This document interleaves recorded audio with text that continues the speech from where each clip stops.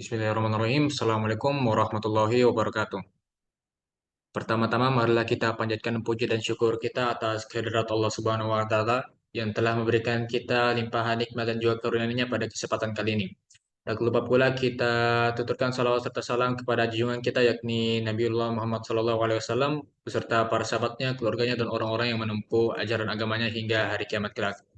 Perkenalkan, saya Muhammad Wira Ferdiansyah Liambo, kemudian dengan teman saya Muhammad Abdul Adikuna, Muhammad Yusrani dan juga Muhammad Fadil Atarik Hasril.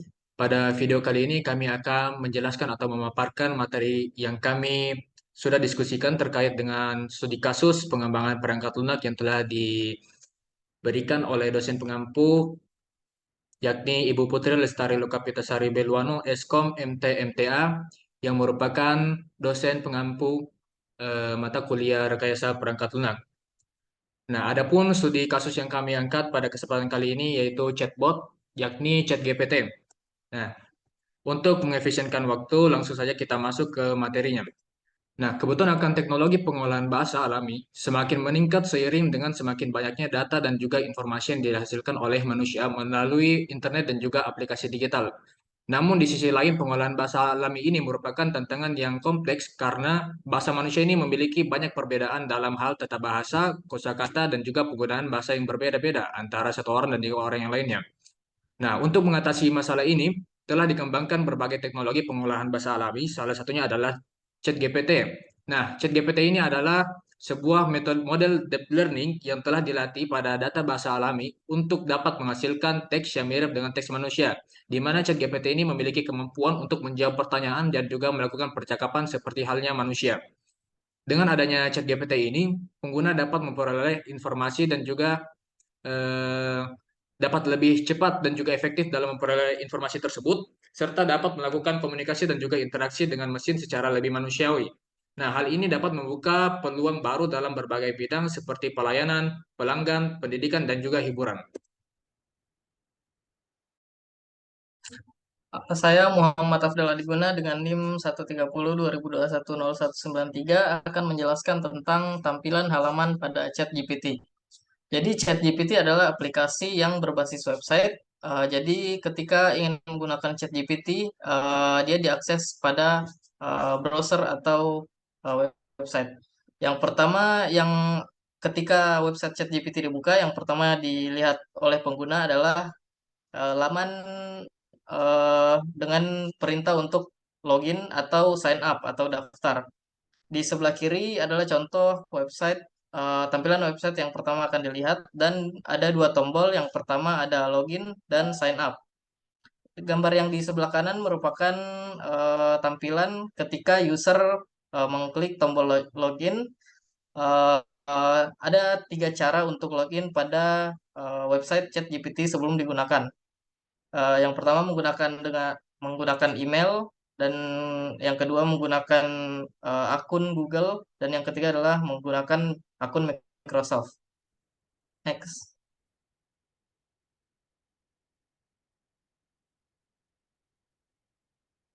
Jadi setelah pengguna sudah melakukan login pada website ChatGPT, yang pertama pengguna akan lihat adalah seperti yang ada pada gambar. Di tengah-tengah disertai informasi penggunaan ChatGPT seperti ada contoh penggunaannya, kapabilitas dan limitasi pengguna dalam menggunakan ChatGPT. Dalam menggunakan ChatGPT, pengguna cukup mengetikkan perintah pada kotak dialog di bawah yang bertuliskan send a message. Setelah pengguna menuliskan perintah lalu mengklik enter, ChatGPT akan merespon layaknya chat dengan manusia, tetapi dengan menggunakan teknologi AI. Lalu di sebelah kiri terdapat tab yang menunjukkan riwayat pencarian atau riwayat chat dari pengguna. Next. Nah, selanjutnya adalah model pengembangan yang cocok dalam mengembangkan ChatGPT ini. Kelompok kami eh, memutuskan waterfall sebagai model pengembangan dalam pengembangan ChatGPT ini. Model waterfall ini adalah pendekatan SDLC paling awal yang digunakan untuk pengembangan perangkat lunak. Efektif ketika dilihat dari segi sistem ataupun dari segi interaksi antara developer dengan klien. Model pengembangannya yang dikerjakan secara bertahap atau berurutan, dimulai dari atas ke bawah atau secara linear, dan juga banyak digunakan oleh para pengembang software. Baik, saya atas nama Muhammad Israndi, NIM 0191. Saya akan menjelaskan kenapa menggunakan waterfall. Metode waterfall merupakan salah satu metode tradisional dalam pengembangan perangkat lunak yang cukup populer.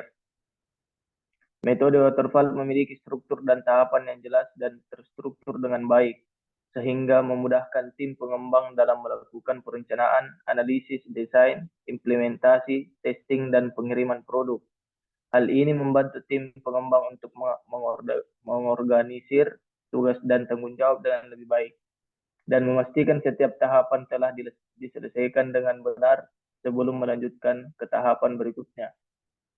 Yang kedua, metode waterfall memungkinkan tim pengembang untuk melihat secara jelas keteraturan dan transparansi dari setiap tahapan dalam pengembangan perangkat lunak. Hal ini membantu dalam memastikan bahwa setiap tahapan telah dilakukan dengan benar dan mengetahui proses pengembangan secara keseluruhan. Selanjutnya, metode waterfall dapat membantu dalam mengontrol biaya dan waktu pengembangan. Dalam metode ini, setiap tahapan dilakukan secara terpisah dan tahap berikutnya tidak dimulai sebelum tahap sebelumnya selesai dengan baik. Hal ini membantu dalam menghindari perubahan-perubahan yang dapat mempengaruhi biaya dan waktu pengembangan. Next. Selanjutnya, metode waterfall memungkinkan tim pengembang untuk melakukan perencanaan dan estimasi dengan lebih mudah dan akurat. Dalam metode ini, tahapan memerlukan input yang jelas dari tahapan sebelumnya, sehingga estimasi dan waktu dan biaya pengembangan lebih mudah dilakukan. Selanjutnya, metode waterfall cocok digunakan untuk proyek yang stabil dan persyaratan yang jelas.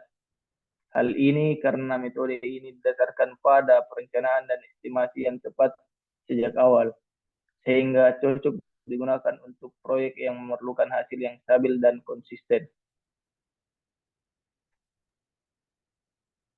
Baik, perkenalkan nama saya Muhammad Fadil Akhiril dengan NIM 130 2021 Di sini saya akan menjelaskan metode pengembangan menggunakan waterfall. Tahap pertama ada analisis. Tahap ini merupakan tahap awal dalam pengembangan perangkat lunak ChatGPT. Pada tahap ini dilakukan analisis kebutuhan dan tujuan pengembangan perangkat lunak ChatGPT dengan mengumpulkan informasi dari pengguna atau stakeholder yang memerlukan aplikasi chatbot berbasis AI. Nah, hasil dari tahap analisis adalah dokumen spesifikasi kebutuhan, requirement specification document, yang berisi rincian kebutuhan pengguna dan tujuan dari perangkat lunak ChatGPT. Tahap yang kedua ada tahap desain. Pada tahap ini dilakukan perancangan arsitektur perangkat lunak ChatGPT berdasarkan dokumen spesifikasi kebutuhan yang telah dibuat pada tahap sebelumnya. Desain meliputi desain antar muka pengguna, desain database, desain algoritma chatbot, dan lainnya. Nah, hasil dari tahap ini adalah dokumen desain perangkat lunak, yaitu software design dokumen, yang berisi detail arsitektur perangkat lunak ChatGPT. Tahap ketiga ada tahap implementasi. Tahap implementasi merupakan tahap di mana perangkat lunak ChatGPT dibuat berdasarkan rancangan pada tahap desain. Pada tahap ini dilakukan pembuatan kode program, pengujian fungsional, dan integrasi dengan komponen sistem lain yang terkait. Hasil dari tahap ini adalah perangkat lunak ChatGPT yang berfungsi dengan baik dan siap untuk diuji coba. Next.